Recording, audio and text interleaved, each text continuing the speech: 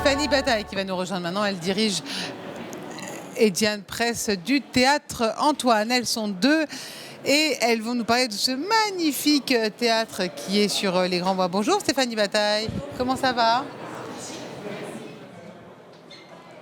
Le Théâtre Antoine, c'est quand même un lieu de référence. J'en parlais avec Olivier Glusman il n'y a pas longtemps. Ah oui, j'adore. Il explique que c'est quand même un théâtre qui a su traverser toutes les époques, même la pandémie.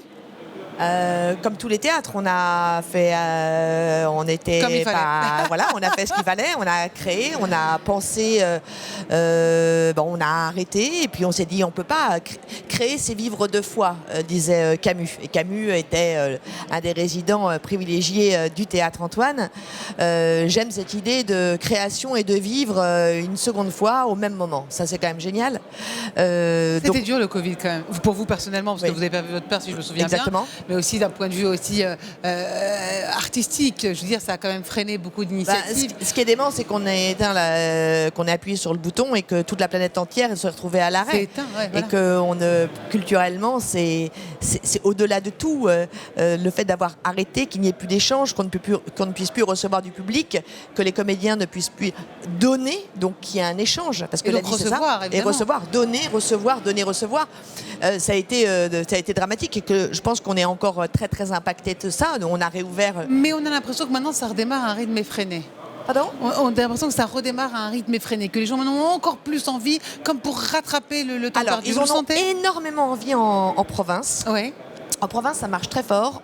À Paris, c'est encore un peu compliqué pour remplir les salles. Alors, on va pas pleurer parce qu'on va nous dire le monde de la culture, ce sont vraiment que des pleurnichards. Mais je sais qu'il y a quelques théâtres parisiens qui souffrent énormément puisque les gens n'ont pas encore repris l'habitude. Ils ont eu l'habitude de rester chez eux, de regarder la télévision et de ne plus vraiment aller au spectacle vivant. Et dans la mesure où les productions dans les théâtres privés sont de longue durée, on ne produit pas pour 2-3 jours, les concerts fonctionnent très très bien, les one-shots marchent très très bien, mais c'est vrai que quand on a une production sur 3 mois ou 4 mois, les gens disent « Oh, on a le temps ». Mais je pense qu'on n'a pas vraiment le temps, non? Parce que tout ce qui n'est pas donné sur le moment est perdu. C'est comme si je vous disais, bon, écoutez, c'est pas grave, je viendrai vous voir demain. Vous me direz, vous êtes gentil, Stéphanie, mais je serai pas là demain. Vous voyez? Voilà. Donc, venez au théâtre, partageons, donnons, offrons et accueillons. Moi, ce que j'aime au Théâtre Antoine, c'est d'avoir fait comme une maison. Les gens, soit je les identifie, soit ils m'identifient. Le spectateur est reçu comme s'il allait à la maison. Et les comédiens aussi. J'ai créé une grande cuisine au Théâtre Antoine. Je leur fais les repas du samedi, quand il y a plusieurs représentations. Généralement, il y a une matinée, une soirée. Et j'aime me mettre au fourneau car je pense qu'on est ce qu'on mange et que manger aussi fait partie de la culture et que quand on mange mal, généralement on peut tomber malade ou au niveau des neurones, on est un peu affaibli. Donc, et ce n'est pas coûter plus cher que de bien manger. Je ne crois pas. Voilà.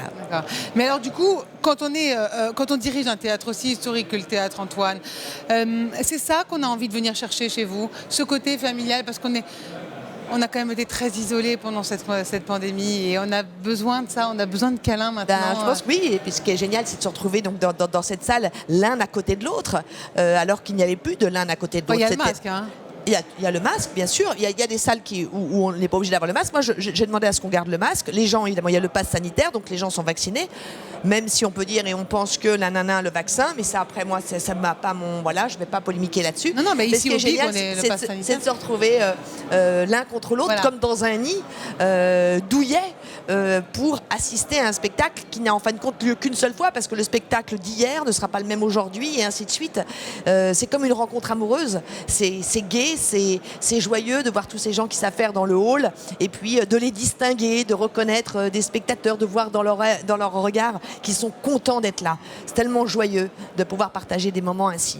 C'est comme la chance, il faut savoir la saisir au bon moment. Vous avez une belle saison cet hiver ? Très belle saison. On a Édouard Baird en ce moment jusqu'au 31 décembre dans son spectacle Les élucubrations d'un homme soudain frappé par la grâce. Ça en dit long. C'est merveilleux. C'est à la fois poétique, mélancolique, avec des références extraordinaires. Il n'oublie personne. Il fait des hommages évidemment à Trintignant, Rochefort, Marielle, tous les grands.